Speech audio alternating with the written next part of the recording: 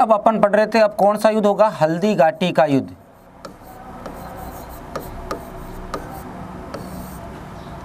हल्दी घाटी का युद्ध।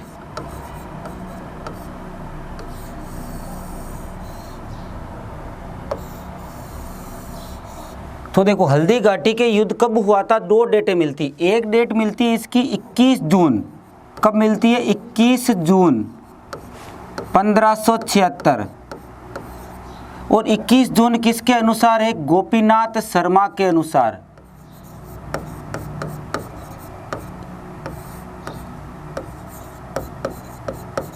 गोपीनाथ शर्मा के अनुसार हल्दी घाटी का युद्ध 21 जून 1576 को आता। जबकि इसकी दूसरी जो प्रमाणिक डेट मिलती है वो मिलती है 18 जून। वो लोग कब मिलती है? 18 जून 1576। दोनों ही डेटें प्रमाणिक है, दोनों ही प्रमाणिक बुकों में। तो अपन किसी एक डेट के बारे में नहीं कह सकते, दोनों ही ध्यान रखनी पड़ेगी। गोपीनाथ शर्मा के अनुसार हल्दी घाटी का 21 जून 1576 को आता। जबकि 18 जून कौन बताते हैं भाई? तो 18 जून बताते हैं आदर्शी लाल श्रीवास्तव। आदर्शी लाल श्रीवास्तव। तो आदर्शी लाल श्रीवास्तव के अनुसार हल्दी घाटी का युद्ध 18 जून 1576 को आता। जबकि गोपीनाथ शर्मा के अनुसार 21 जून 1576 को आता। अब देखो आदर्शी लाल श्रीवास्तव ने इस हल्दी घाटी के युद्ध को क्या कहा है? बादशाह बाग का युद्ध। बोलो क्या कहा है? बादशाह बाग का युद्ध।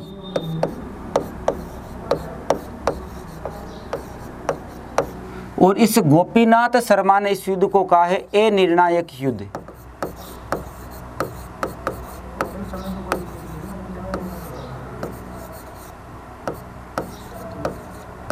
गोपीनाथ शर्मा ने हल्दी घाटी के युद्ध को अनिर्णायक युद्ध बताया। मतलब इसके अनुसार ना तो अकबर की विजय हुई थी, ना ही महाराणा प्रताप की विजय हुई थी। और हल्दी घाटी के देखो युद्ध की अपन बात करें तो सबसे पहली चीज इसको कहा जाता है बनास का युद्ध।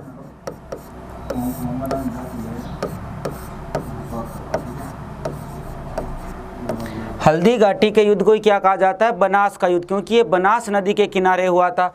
दूसरा, यदि हल्दी घाटी के युद्ध के अपन उपनाम की बात करें तो इसको कहा जाता है हाथियों का युद्ध।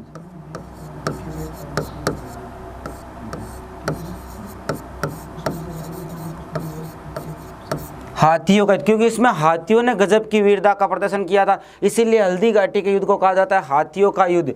और इसी को आपको पता है हल्दी घाटी युद्ध तो कहा ही जाता है हल्दी घाटी का युद्ध। और इसी को कहा जाता है मेवाड़ की थर्मोपली। मेवाड़ की थर्मोपली। तो ध्यान रखना है हल्दी घाटी के युद्ध को ही कहा जाता है बनास का युद्ध, हाथियों का युद्ध, हल्दी घाटी का युद्ध, मेवाड़ की थर्मोपली। लेकिन यह ध्यान रखना हल्दी घाटी युद्ध एवं मेवाड़ की थर्मोपली कहने वाला कौन है? Colonel Tod. हल्दी घाटी के युद्ध को मेवाड़ की थर्मोपली या हल्दी घाटी युद्ध किसने कहा है? कर्नल टॉड ने कहा है। ये थर्मोपली देखो भाई, ये यूनान के अंदर है। बोलो कहाँ पर है? यूनान के एंथेस में एक शहर है। यूनान के एंथेस शहर का मैदान। ये यूनान के एंथेस शहर, उसके अंदर मैदान है, जिस मैदान का नाम क्या? थर्मोपली। वहाँ पर भी ऐसी मातृभूमि के लिए, स्वामी भक्ति के लिए युद्ध हुआ था। इसी कारण इस कर्नल टॉड ने इस हल्दी घाटी के युद्ध की तुलना किससे की है? यूनान के उस थर्मोपली के युद्ध से की है। इसलिए इसको कहा जाता है मेवाड़ की थर्मोपली। किसके द्वारा कहा गया है? कर्नल जेम्स टॉड के द्वारा कहा गया है। अब देखो भाई, यदि अपन बात करते हैं सबसे पहले इस युद्ध में, तो देखो इधर तो हो जाएगी महाराणा प्रताप,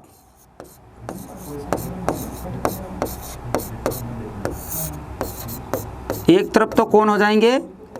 महाराणा प्रताप। दूसरी तरफ कौन थे? मान सिंह। बोलो कौन थे? मान सिंह कच्छावा।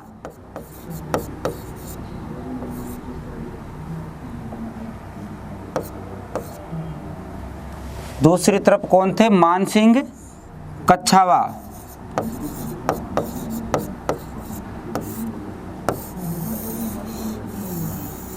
ये मुगल सेना के सेनापति थे और ये पहला मौका था जब किसी मुगल सेना के इतनी बड़ी सेना का सेनापति किसी हिंदू को बनाया गया था। ध्यान रखना है, ये पहला अवसर था जब इतनी बड़ी मुगल सेना का सेनापति पहली बार किसी हिंदू को बनाया गया था। किसको? मानसिंह कच्छावा को। अब देखो इस युद्ध में कौन कौन आए भाई, पहली चीज़ तो ये ध्यान रखना है। तो इस युद्ध में आपको ये ध्यान रखना है कि देखो इस महाराणा प्रताप के हरावल बाग का नेतृत्व कौन कर रहा था? महाराणा प्रताप के हरावल बाग बोलते हैं सेना के आगे वाला बाग। तो हरावल बाग का नेतृत्व कौन कर रहा था भाई? देखो महाराणा प्रताप के इस हरावल बाग का नेतृत्व, तो देखो एक नाम तो हरावल बाग में किसका मिलता है? महाराणा प्रताप के हरावल में एक नाम तो किसका मिलता है? हाकिम खां सूरी। हाकिम खां सूरी एक नाम मिलता है, देखो भाई भीम सिंह। एक नाम मिलता है कृष्णदास चूड़ावत।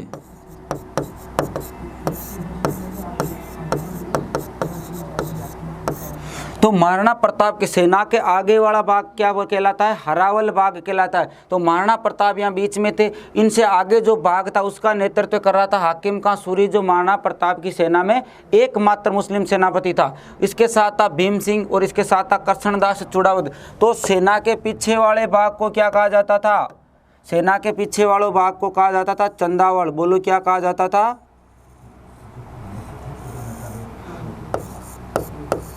चंदावल। तो चंदावल बाग का नेतृत्व कौन कर रहा था? तो ध्यान रखना, एक तो राणा पूंजा। बोलो कौन कर रहा था? राणा पूंजा। उसी राणा पूंजा के साथ था गोपीनाथ। गोपीनाथ के साथ था जगन्नाथ, और जगन्नाथ के अलावा एक और था जिसका नाम था जैसा। तो महाराणा प्रताप के जो इस युद्ध में आगे वाला भाग था, जिसको हरावल प्रश्न पूछे जाते हैं, हरावल बाग में कौन था, चंदावल बाग में कौन था? तो आगे वाले में हाकिम खां सूरी, भीम सिंह और कृष्णदास चूड़ावत। चंदावल बाग में राणा पूंजा, गोपीनाथ, जगन्नाथ एवं जैसा। वहीं देखो यदि अपन बात करें दक्षिण पार्श्व बाग की, कौन से बाग की? दक्षिण पार्श्व यदि बाग की यदि अपन बात करते हैं तो देखो दक्षिण पार्श्व बाग में कौन था? तो इधर था राम शाह। बोलो कौन था? राम शाह। ये राम शाह कहाँ का था? ग्वालियर का। राम शाह कहाँ का था? ग्वालियर का। प्लस इसके साथ इसके 3 पुत्र थे। इसके साथ इसके 3 पुत्र थे। देखो एक का नाम क्या था? शालिवाहन। दूसरे का नाम क्या था? भगवंत सिंह। बोलो क्या नाम था? भगवंत सिंह। और एक का नाम था प्रताप। एक का नाम क्या था? प्रताप। देखो ये कौन सा बाग कहलाएगा? दक्षिण पार्श्व। बोलो कौन सा कहलाएगा? दक्षिण पार्श्व। और जो ये ऊपर वाला बाग था इसको क्या कहा जाता था? वाम पार्श्व। बोलो क्या कहा जाएगा? वाम पार्श्व। और इस वाम पार्श्व बाग का नेतृत्व कौन कर रहा था? इस वाम पार्श्व का नेतृत्व कर रहा जाला बीदा। बोलो कौन था भाई? जाला बीदा। इसी को कहा जाता है जाला मान। और इसके साथ था मान सिंह सोनगरा। मान सिंह सोनगरा। तो महाराणा प्रताप की सेना का ये व्यू रचना थी कि महाराणा प्रताप यहाँ बीच में थे, इनसे आगे थे हाकिम खां सूरी, भीम सिंह एवं कृष्णदास चूड़ावत। ये इसको आगे वाले बाग को कहा जाता है हरावल। वहीं इनके पीछे वाले जो महाराणा प्रताप के जो पीछे बाग था उसमें राणा पूंजा एवं गोपीनाथ, जगन्नाथ एवं जैसा थे। यदि इसके दक्षिण की ओर की बात करें महाराणा प्रताप के, तो रामशाह था जो ग्वालियर का था, और इसके 3 पुत्र इसके साथ में थे। ये नेतृत्व कर रहे थे शालिवाहन, भगवंत सिंह और प्रताप। वहीं इसके यदि अपन वाम पार्श्व की बात करें लेफ्ट साइड की, तो वहाँ था जाला बिदाया, जाला मान एवं इसके साथ था मान सिंह सोनगरा। इसके बाद यदि अपन मान सिंह की व्यू रचना की बात करें तो देखो मानसिंह के जो हरावल बाग था उसका नेतृत्व कौन कर रहा था? मानसिंह के हरावल बाग का नेतृत्व कर रहा था सैयद खां। बोलो कौन था? सैयद खां। और इस सैयद खां के साथ में कौन था? आसफ खां।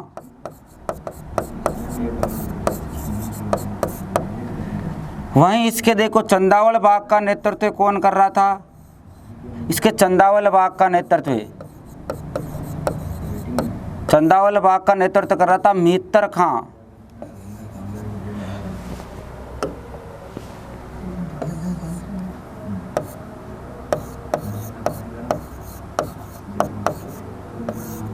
मिहित्तर खां।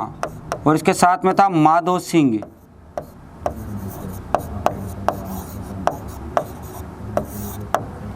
मानसिंह कछावा जो आगे वाला बाग था जिसको हरावल बाग कहा जाता, उसमें सैयद खां और आसफ खां थे। और इसके पीछे वाले बाग जो चंदावल बाग था उसमें मिहित्तर खां और माधो सिंह थे। वहीं यदि अपन बात करें इनके वाम बाग की, क्योंकि इनका लेफ्ट बाग कौन सा होगा? ये वाला, तो वाम पार्श्व। और इनके वाम पार्श्व में एक तो था लूणकरण और एक था गाजी खां। बोलो कौन था? गाजी खां। वहीं यदि इनके दक्षिण भाग की बात करें, दक्षिण पार्श्व, तो दक्षिण पार्श्व में था सैयद अहमद खां। सैयद अहमद खां। तो ये इनके युद्ध की व्यू रचना थी भाई, ध्यान रखना, इनके युद्ध की ये व्यू रचना थी। देखो महाराणा प्रताप के आगे वाले बाग का हाकिम का सूरी भीम सिंह एवं कृष्णदास चुड़ावत, वहीं पीछे वाले बाग का राणा पूंजा गोपीनाथ जगन्नाथ एवं जैसा। यदि वाम पार्श्व की बात करें तो जाला बिदा एवं जाला मान, इसके साथ मान सिंह सोनकर। वहीं दक्षिण पार्श्व की बात करें तो रामसा जो कहाँ के थे? ग्वालियर के। इनके साथ इनके 3 पुत्र थे, शालीवान, भगवंत सिंह और प्रताप। इसी प्रकार यदि मानसिंह कछावा के अकबर की सेना का नेतृत्व की बात करें तो इसके वाम पार्श्व में लूणकरण और गाजी खां, हरावल बाग में थे सैयद खां एवं आसफ खां, और चंदावल बाग में थे मिहित्तर खां एवं माधो सिंह। वहीं दक्षिण पार्श्व बाग में था सैयद अहमद खां। अब देखो इस युद्ध में होता क्या है? इस युद्ध में मैंने आपको पहले लिखाया था हाथियों का युद्ध। तो इसमें देखो महाराणा प्रताप के हाथी,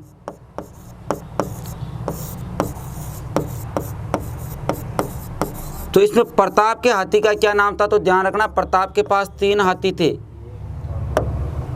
प्रताप के पास 3 हाथी थे। एक का नाम था राम प्रसाद, एक का नाम था लूणा और एक का नाम था खांडेराव। तो प्रताप की सेना में राम प्रसाद, लूणा एवं खांडेराव 3 हाथी थे भाई।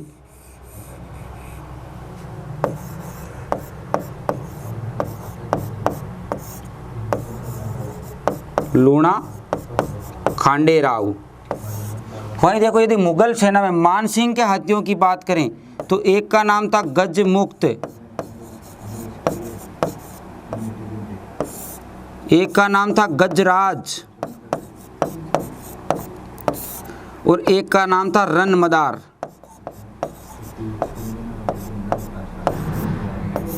एक का नाम क्या था? रनमदार। और मानसिंह कछावा स्वयं जिस हाथी पर बैठा हुआ था, मानसिंह कछावा स्वयं जिस हाथी पर बैठा हुआ था उस हाथी का नाम क्या था? मर्दाना। बोलो क्या नाम था? मर्दाना। मानसिंह कछावा स्वयं जिस हाथी पर बैठा था उसका नाम था मर्दाना। इसके अलावा इनकी जो सेना के अंदर हाथी थे उन हाथियों के नाम क्या था? एक का नाम गजमुक्त, गजराज एवं रनमदार। वहीं प्रताप की सेना में जो हाथी थे उनका नाम था राम प्रसाद, लूणा एवं खांडेराव। ये थी युद्ध वीर। अब देखो इनके साथ जो आया था बदायूनी। बोलो कौन आया था मानसिंह के साथ? बदायूनी, अब्दुल कादिर बदायूनी। और इस बदायूनी ने इस युद्ध को क्या कहा है? इसकी रचना है बदायूनी की। इस बदायूनी की रचना मुंतखब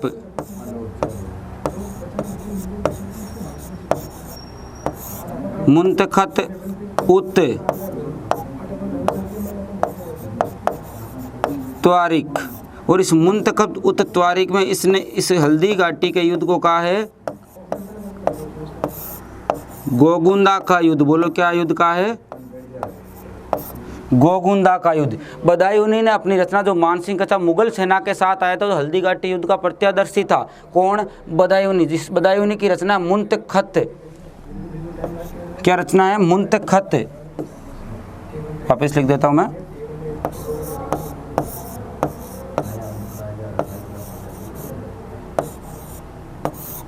मुंतखत उत तवारीख। इस रचना में इस हल्दीघाटी के युद्ध को क्या कहा गया है? गोकुंदा का युद्ध। वहीं देखो अबुल फजल ने, बोलो किसने?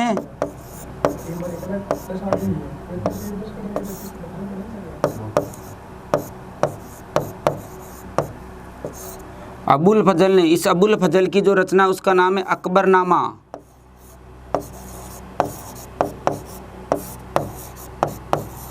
और इस अकबरनामा में इस युद्ध को क्या कहा गया है? खमनोर का युद्ध।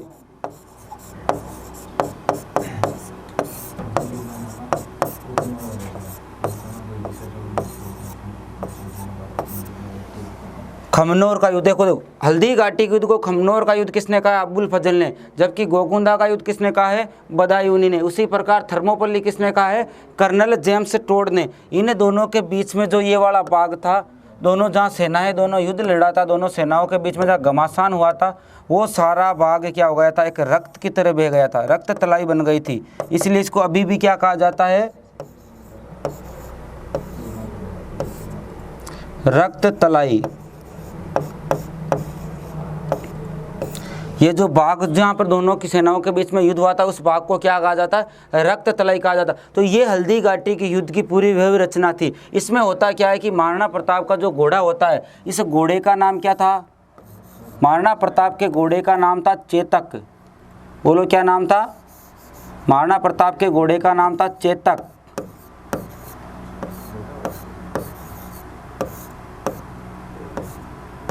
ये चेतक काठियावाड़ नस्ल का था और इस घोड़े का रंग कैसा था? नीला था। तभी तो मैंने शुरुआत में आपको उपाधि लिखाई थी, नीला घोड़ा रासवार। इस युद्ध में महाराणा प्रताप का घोड़ा चेतक घायल हो जाता है, तो महाराणा प्रताप युद्ध भूमि छोड़कर चले जाते हैं। इस युद्ध में महाराणा प्रताप का मुकुट किसने धारण किया था? जाला बीदा ने। ध्यान। इस युद्ध में महाराणा प्रताप द्वारा युद्ध भूमि छोड़कर जाने के बाद राज मुकुट किसने धारण किया था? जाला बीदा या जाला मान ने धारण किया था। महाराणा प्रताप छोड़कर चलाते हैं। बलीचा नामक स्थान पर इस चेतक की मृत्यु हो जाती है और बलीचा नामक राजसमंद में वहीं पर इस चेतक का क्या बना हुआ है? स्मारक बना हुआ है। लेकिन महाराणा प्रताप जब युद्ध भूमि छोड़कर जाते हैं तो उसको जाते हुए दो मुगल सैनिकों ने देख लिया था। वो दोनों मुगल सैनिक उसके पीछे जाते हैं, लेकिन उसको शक्ति सिंह ने देख लिया था। इस महाराणा प्रताप का भाई था शक्ति सिंह, जो किसकी ओर था? मुगलों की ओर था। लेकिन अपने भाई के प्रति प्यार उमड़ जाता है और पीछे जाता दोनों मुगल सैनिकों को मार देता है। इस प्रकार से महाराणा प्रताप की जान बचा लेता है वो। अब होता क्या है कि महाराणा प्रताप के इस युद्ध के बारे में, निर्णय के बारे में अपन कोई बात वैसे ही नहीं कर रहे, क्योंकि मैंने पहले ही बता दिया, इसको गोपीनाथ शर्मा ने भी ये निर्णायक युद्ध कहा। लेकिन नवीन इतिहासकार चंद्रशेखर शर्मा, उस चंद्रशेखर शर्मा के अनुसार या एनसीईआरटी बुक के अनुसार इस युद्ध में किसकी विजय हुई थी? महाराणा प्रताप की विजय हुई थी। इस युद्ध का वर्णन मेवाड़ की ख्यातों में भी मिलता है। मेवाड़ की ख्यातों में देखो किस प्रकार से मिलता है, आपको सुनाता हूँ। ओ नीला घोड़ा रायसवार मारा मेवाड़ी सरदार राणा, सुन तो ही जाजो जी मेवाड़ी राणा, सुन तो ही जाजो जी। अकबर अपने जीवन में किसी से डरता था तो वो केवल और केवल कौन थे? महाराणा प्रताप थे। राणा तारी डकार सुनकर अकबर दूजो जाय, अरे राणा तारी डकार सुनने अकबर दूजो जाय, अरे हल्दी घाटी रंगी खून सू नाड़ो बेतो जाय, के चाली मेवाड़ी तलवार बेग्या खूनारा कंगार, राणा सुन तो ही जाजो जी। इस प्रकार से मेवाड़ की ख्यातियों के अंदर महाराणा प्रताप के हल्दी घाटी युद्ध का वर्णन किया गया। फिर क्या कहते हैं कि ये महाराणा प्रताप का घोड़ा था चेतक, वो इस मर्दाना हाथी के ऊपर अपने दोनों पैर रख देता है और महाराणा प्रताप भाला चलाता है। ये मानसिंह कछा जो ओहदे के पीछे जाकर छुप जाता है। अरे बालो फेंक्यो महाराणा जद ओदो टूट्यो जाय, अरे चेतक चढ़ गयो हाथी पर और मान सिंह घबराय, अरे बालो फेंक्यो महाराणा जद ओदो टूट्यो जाय, के रण में घमासान मच जाय, बेरी रण सू भाग्या जाय, राणा सुन तो ही जाजो जी मेवाड़ी राणा सुन तो ही जाजो जी। फिर मैंने बताया था कि जब चेतक ने अपना पैर वापस खींचे थे हाथी से, उस उस चेतक की सूंड के अंदर जो खंजर लगा तो उसे चेतक का पैर कट जाता है और चेतक ये कर्तव्य नहीं कर पाता। इसका पता किसको चलता है? जालाविदा को। तो जालाविदा तुरंत किसके पास जाता है? महाराणा प्रताप के पास जाता है और कहता है कि ये राज मुकुट आप मुझे दे दो और आप युद्ध भूमि छोड़कर चले जाओ, क्योंकि अभी मेवाड़ के लिए आपका जिंदा रहना बहुत जरूरी। क्या कहता है कि जालो गयो आकाशा माही पातल लोहे लगाए, अरे जालो गयो आकाशा माही पातल लोहे लगाए, अरे चेतक तनसु भयो किनारो की करतब बरण्यो न जाए, कि माने जीबासु नहीं प्यार माने मरणो है एक बार, राणा सुन तो ही जाजो जी मेवाड़ी राणा सुन तो ही जाजो। फिर मैंने बताया आपको महाराणा प्रताप जो युद्ध भूमि छोड़कर जा रहे थे तो मुगल सैनिकों ने देख लिया था। उन दोनों मुगल सैनिकों को किसने लपकाया था? इस महाराणा प्रताप के भाई शक्ति सिंह ने। और शक्ति सिंह उस टाइम किसकी ओर था? मुगलों की ओर ही था। क्या कहते हैं कि शक्ति सिंह की गर्दन झुक गई पड़ियो पगा में आए, अरे शक्ति सिंह की गर्दन झुक गई पड़ियो पगा में आए, अरे प्यार चूम गयो गले लूम गयो वचन न मुंडे आए, के दोनों आंसूड़ा ढलकाए बाकी बाहा कुण छुड़वाए, राणा सुन तो ही जाजो जी मेवाड़ी राणा सुन तो ही जाजो जी। इस प्रकार से मेवाड़ की ख्यातों के अंदर इस हल्दी घाटी युद्ध एवं महाराणा प्रताप एवं मान सिंह के बीच में जो इसका वर्णन इस मेवाड़ के ख्यातों में इस प्रकार से किया गया। तो देखो हल्दी घाटी का पहली चीज क्या ध्यान रखनी, इस ये युद्ध 21 जून 1576 को किसके अनुसार? गोपीनाथ शर्मा के अनुसार। किस प्रकार का युद्ध? ए निर्णायक। जबकि आदर्शी लाल श्रीवास्तव के अनुसार 18 जून 1576 को। बनास का युद्ध भी कहते हैं, हाथियों का भी कहते हैं, हल्दी घाटी का युद्ध कहते हैं, मेवाड़ की थर्मोपल्ली कहते हैं। थर्मोपल्ली किसके द्वारा कहा गया? कर्नल जेम्स टोड के द्वारा। वहीं इस युद्ध को गोकुंदा का युद्ध किसने कहा है? बदायूनी ने। वहीं इस युद्ध को खमनोर का युद्ध किसने कहा है? अबुल फजल ने। तो ये था अपना महाराणा प्रताप। इसके बाद में अपन कल की क्लास में और चर्चा करेंगे। इसके आगे भी है भी महाराणा प्रताप की एक क्लास और होगी, तो आगे वाली क्लास अपन चर्चा करेंगे। धन्यवाद।